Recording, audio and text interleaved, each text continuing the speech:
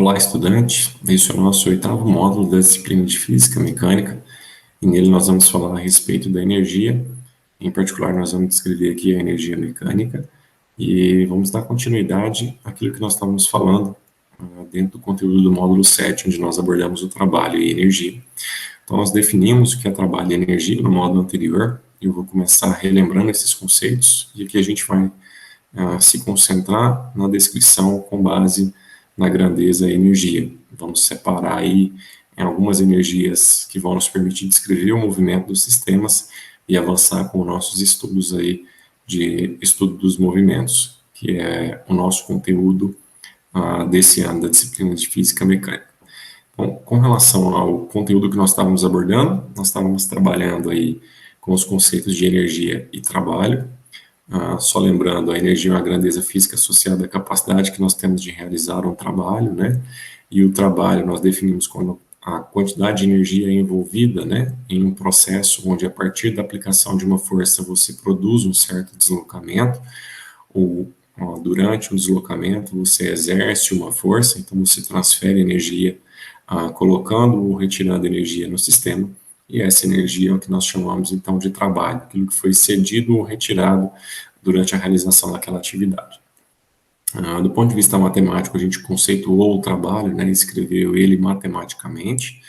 O que nós vamos fazer aqui é trabalhar então com a ideia de energia, e aqui nós vamos definir a forma como nós vamos tratar a energia, né? Nós vamos chamar aqui dentro do nosso estudo a energia de energia mecânica, e a energia mecânica seria a soma de todas as energias envolvidas nesse sistema. Para nós vamos considerar todas as energias envolvidas, dois tipos particulares de energia que nós chamamos de energia cinética e de energia potencial. A energia cinética está associada diretamente com o movimento de um sistema, e a energia potencial com a capacidade que esse sistema tem de entrar em movimento. Então, nós vamos definir, né, essas grandezas, energia potencial e cinética do ponto de vista matemático, e vamos construir a partir delas a concepção da energia mecânica. Então, a ideia é que a energia mecânica seja a soma da energia cinética e da energia potencial.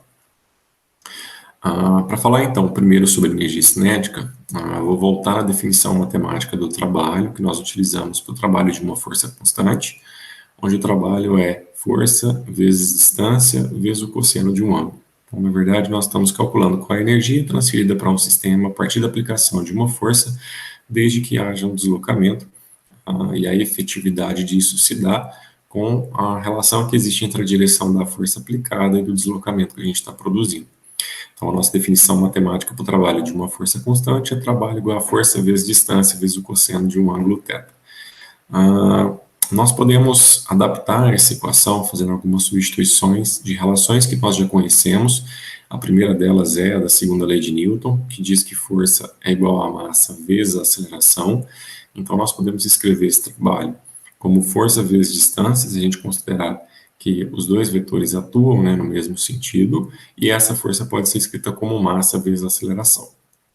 Quando nós olhamos para a equação de Torricelli, que diz que a velocidade ao quadrado é a velocidade inicial ao quadrado mais 2 vezes a aceleração vezes o deslocamento, a aceleração vezes o deslocamento ela pode ser escrita como a velocidade final ao quadrado menos a velocidade inicial ao quadrado, tudo isso dividido por 2. Então, se a gente substitui na expressão do trabalho o A vezes D por V ao quadrado menos V0 ao quadrado dividido por 2, a gente chega numa relação matemática onde esse trabalho pode ser dado pela massa vezes a velocidade ao quadrado dividido por 2, menos a massa vezes a velocidade inicial ao quadrado dividido por 2. E aí a gente define, então, a grandeza energia cinética como o produto da massa pela velocidade ao quadrado dividido por 2. E aí nós teríamos, então, qual é a energia final que ele tem, menos a energia inicial que ele tem, correspondendo então ao trabalho que foi realizado. Observa que o trabalho, nesse caso, ele me mostra qual é a diferença de energia que eu tenho entre a condição final e a condição inicial, que é o que nós tínhamos conceituado do trabalho quando nós definimos ele lá no módulo 7, é a quantidade de energia envolvida no processo que eu estou fazendo. Então, se houve ganho de energia cinética, por exemplo, a diferença entre a energia cinética final e inicial é exatamente o trabalho que foi realizado ali. Então, a partir da definição de trabalho, né, do ponto de vista matemático, nós identificamos aí um elemento que pode ser definido do ponto de vista matemático como energia cinética, e ele está associado com a velocidade do sistema, portanto, está associado com a movimentação desse sistema. Então, a energia cinética vai ser definida para a gente como massa vezes a velocidade ao quadrado dividido por 2. Da mesma forma que a gente fez para energia cinética, é possível fazer para energia potencial. Vou falar primeiro sobre energia potencial gravitacional, que está associada à energia de um sistema quando você levanta ele em relação ao chão. Então, quando você levanta um objeto em relação ao chão e solta esse objeto, existe a possibilidade dele entrar em movimento. Então, existe um potencial de movimento armazenado nele em razão dessa altura que foi adicionada a ele inicialmente. Então, do ponto de vista matemático, né, nós vamos trabalhar então com a atuação da força-peso, e aí nós poderíamos calcular qual seria o trabalho realizado pela força-peso nesse processo. Como a força-peso é constante, a gente usa então a mesma expressão matemática, trabalho é força vezes deslocamento vezes o cosseno do ângulo θ. Vou usar a mesma aproximação de que a força e o deslocamento acontecem no mesmo sentido, então eu posso escrever o trabalho como força vezes deslocamento, e aí eu posso escrever a força como massa vezes a aceleração, onde nesse caso a aceleração é a aceleração gravitacional. Então a expressão nesse caso aí ficaria: o trabalho é igual a menos a massa vezes a gravidade, vezes a distância, que vai ser, na verdade, a posição final menos a posição inicial. O detalhe aí é que o sinal negativo aparece porque a aceleração gravitacional é orientada para baixo, e no nosso referencial, orientado para baixo significa ter sinal negativo. Então, a gente tem aí, nesse caso, né, o trabalho podendo ser escrito como massa vezes gravidade, vezes a posição inicial, menos a massa vezes a gravidade, vezes a posição final. Observa de que, de novo, a gente tem a diferença entre dois elementos, na configuração inicial e na configuração final. Então, dá para a gente analisar que eu tenho um ganho ou uma perda de energia associado aí com o trabalho que a gente está calculando. Então, essa quantidade, massa vezes gravidade vezes a posição, que no nosso caso aqui a gente vai chamar de altura, porque é uma distância em relação ao chão, é o que nós vamos definir como energia potencial gravitacional. Então, a energia potencial gravitacional está associada com a altura que o objeto tem em relação ao chão, a energia que ele tem devido a essa altura e a possibilidade de movimentação em razão da atuação da força-peso, e ela é calculada como produto da massa pela aceleração gravitacional por essa altura em relação ao chão. A última energia potencial que nós vamos mencionar aqui é chamada de energia potencial elástica, e ela está associada com a ação da força produzida por uma mola, né, da força elástica devido à deformação de uma mola. Para esse sistema específico, a força não é constante, então a gente não calcula através daquela equação que nós utilizamos. A ideia aqui é a gente utilizar o artifício gráfico para o cálculo desse trabalho. Então, o trabalho ele é numericamente igual à área do gráfico da força em função do deslocamento. Para o caso da força elástica, esse gráfico é uma reta. A força elástica obedece à lei de Hooke, cuja expressão é a força igual a menos K vezes X, né, menos a constante elástica vezes a deformação. Então, se nós utilizarmos, né, o procedimento gráfico para calcular esse trabalho, o trabalho nesse caso seria a área de um triângulo, que é a base vezes a altura dividido por 2, onde a base seria então a distância, a altura seria a força, e aí a força nesse caso é dada por menos K vezes X. Então, nesse caso, nós teríamos menos K vezes X vezes D dividido por 2. O detalhe aí nesse caso é que na condição inicial, a deformação seria um x0, a distância, né, a deformação da mola também seria esse x0, então ficaria K x0 elevado ao quadrado dividido por 2. Na configuração final, nós teríamos K vezes X, que seria a posição final, vezes a deformação final, que também seria X, dividido por 2. Portanto, K, X elevado ao quadrado dividido por 2. Observa que nós temos, de novo, né, a diferença entre dois termos, onde um se refere à condição inicial e o outro à condição final. Então, a gente tem, de novo, né, a diferença entre as energias relacionada com o trabalho realizado nesse processo. Então, do ponto de vista matemático, a definição de energia potencial elástica é K, x elevado ao quadrado dividido por 2, onde K é a constante elástica e x é a deformação da mola. Então, a gente definiu aí energia cinética, energia potencial gravitacional e energia potencial elástica. A ideia agora é a gente perceber como é que elas se relacionam. Então, para a gente relacionar isso, né, de forma mais geral, o que a gente vai fazer é pensar que o trabalho ele corresponde à variação da energia cinética, ou ele corresponde a menos a variação da energia potencial. Então, o quanto eu ganho de energia cinética corresponde, na verdade, ao quanto eu perco de energia potencial. Ou seja, quando eu tenho potencial de entrar em movimento, à medida que eu perco esse potencial é porque eu estou ganhando de fato movimento. Ou à medida que eu perco o movimento é porque eu estou ganhando o potencial de entrar em movimento.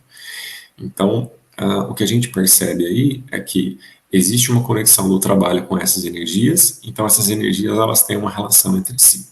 Como o trabalho é igual à variação da energia cinética e é igual a menos a variação da energia potencial, o que a gente pode analisar é que essas duas relações têm que ser iguais. E aí, como a variação de uma energia é a energia final menos a inicial, então dá para a gente abrir aí, né, a energia cinética final menos a energia cinética inicial igual a energia potencial inicial menos a energia potencial final. E aí, se a gente agrupar, né, as energias finais com as iniciais, a relação matemática fica energia cinética final mais energia potencial final tem que ser igual a energia cinética inicial mais energia potencial inicial. Só que a soma da energia potencial com a cinética é a energia mecânica, ou seja, a energia mecânica no final é igual à energia mecânica no início, o que significa que há uma conservação. A totalidade da energia no início tem que ser igual à totalidade da energia no final. O que pode acontecer aqui é uma mudança na forma como essa energia vai se expressar. Então, ela pode estar exclusivamente na forma cinética ou exclusivamente na forma potencial. Ou pode estar numa mistura entre as duas, parte cinética, parte potencial, desde que a soma da energia no final tenha o mesmo resultado. Então, eu posso ter 100 joules de energia cinética no início, 100 joules de energia cinética no final, ou 50 joules de energia cinética e 50 de energia potencial, ou 20 de energia cinética e 80 de energia potencial, desde que a soma, no caso desse exemplo, totalize sempre 100 joules. A partir daí, então, a gente consegue descrever agora a movimentação do sistema. Para isso, eu vou exemplificar aqui com um exercício, imaginando uma situação onde a gente tem um canhão que vai disparar um projétil a partir de uma altura de 1,5 metros, com uma deformação inicial da mola que faz o disparo de 1 metro, e considerando aí que ela tem uma constante elástica de 500 newtons por metro, e o projétil tem uma massa de 2 kg. Então, seriam as perguntas possíveis para a gente fazer. Qual a energia mecânica, a energia potencial, né, elástica, armazenada na mola antes do disparo? Então, essa energia seria kx elevado ao quadrado dividido por 2. Nesse caso, a constante elástica é 500, a deformação da mola é 1. Então, 1 ao quadrado dá 1, vezes 500 dá 500, dividido por 2. São 250 joules de energia armazenada na mola. A partir do momento que acontece o disparo, essa energia vai se transformar em movimento. Então, a gente vai ter uma redução da energia potencial elástica e um aumento da energia cinética. Mas antes da gente fazer isso, uma outra forma de calcular a energia no sistema seria calcular qual é a energia potencial gravitacional. Já que esse projétil ele tem uma altura em relação ao chão, então existe a possibilidade dele entrar em movimento. Essa energia potencial é o produto da massa pela gravidade pela altura. O projétil tem massa 2 kg, a aceleração gravitacional são 10 metros por segundo ao quadrado, e a altura dele inicial em relação ao chão de 1,5 metros. Então, 2 vezes 10 dá 20, e 20 vezes 1,5 são 30 joules de energia potencial gravitacional. O que totalizam aí, né, se a gente for pensar em termos de energia potencial no início, 280 joules, né, 250 de energia potencial elástica, 30 joules de energia potencial gravitacional. Daí a próxima pergunta que a gente pode analisar é qual seria então a energia cinética do sistema quando quando o projétil chegar no chão, né? Então, o que a gente tem que pensar nesse caso é que a energia total que eu tenho antes tem que ser a energia total que eu tenho depois. A energia que eu tenho no final é a energia cinética mais potencial gravitacional mais potencial elástico. A energia que eu tenho no início é cinética mais potencial gravitacional mais potencial elástico. Então, o cálculo para cada uma delas vai me permitir determinar qual é a energia cinética que ele vai ter lá no final. A energia cinética no final é o que eu não sei, mas eu sei que no final não tem altura em relação ao chão. Então, se não tem altura, não tem energia potencial gravitacional. A energia potencial gravitacional é zero. E também a mola não está deformada, ou seja, não tem energia potencial elástica mais armazenada na mola. Então, no final, quando o projétil chega no chão, a única forma de energia que ele tem é a energia cinética. Mas no começo, né, ele não tinha energia cinética. O projétil ainda não tinha sido disparado. Então, se ele não tinha velocidade, não tinha energia cinética associada a ele. Mas ele tinha energia potencial gravitacional, que nós calculamos e deu 30, e nós tínhamos também energia potencial elástica armazenada na mola, que davam 250 joules que nós calculamos. Então, a energia total dele no início eram 280 joules, o que significa dizer que a energia dele no final também tem que ser de 280 joules, ou seja, a energia cinética final do projétil são 280 joules. A partir da energia cinética do projétil, a gente pode responder uma outra pergunta agora: qual é a velocidade que esse projétil vai ter quando chegar no chão? Então, se a energia cinética é massa vezes velocidade ao quadrado dividido por 2, e a energia cinética que ele terá é de 280 joules, se a sua massa vale 2, dá para a gente determinar qual é o valor da velocidade. Então, a velocidade ao quadrado tem que dar 280, ou seja, a velocidade é a raiz de 280, que dá aproximadamente 16,7 metros por segundo. Então, observa que com base na ideia de energias, na conservação da energia, a gente consegue descrever agora o movimento de alguns sistemas. Eu espero que esse material tenha te ajudado a entender a importância da energia na descrição do movimento dos objetos. Um forte abraço para você, bons estudos e até o nosso próximo encontro.